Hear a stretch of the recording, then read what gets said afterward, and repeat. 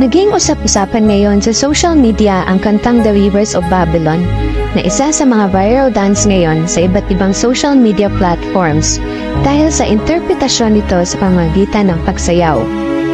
Hindi lingid sa kaalaman ng karamihan na ito po ay hango sa Biblia, isang awit ng pag-asa at pagtubos. Ito rin ay nagpapahayag ng pakikibaka, sakit at tagumpay ng mga Israelites during their Babylonian exile. Pero binagamit ito ngayon bilang background music sa pagsayaw sa mga social media platform at ginagawa rin itong dance challenge ng mga magpa-partner. Kinakanta na rin ito sa mga parties at pinapatugtog pati na rin sa mga disco.